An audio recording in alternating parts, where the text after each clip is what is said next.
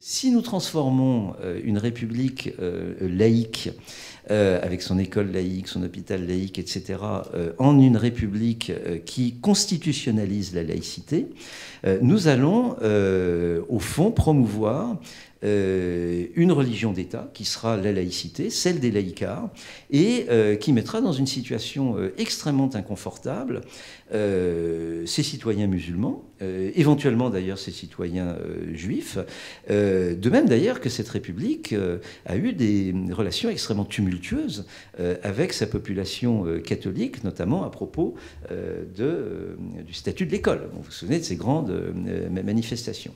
Et moi, personnellement, je suis un salafiste de la République laïque, c'est-à-dire que je voudrais que nous retournions à l'esprit fondateur de la Troisième République, excusez-moi, où les pères fondateurs et des gens qui n'étaient pas des gens à l'eau tiède, comme Gambetta ou comme Jules Ferry, c'est quand même d'une certaine manière des durs.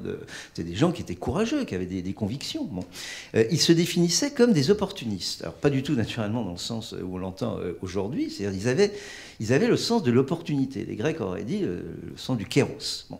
Et ils savaient très bien quel était leur idéal, qui était effectivement un idéal laïque, un idéal universaliste, bon. Mais qui savait respecter au moins la réalité des faits, c'est-à-dire une majorité qui se reconnaissait dans la religion catholique.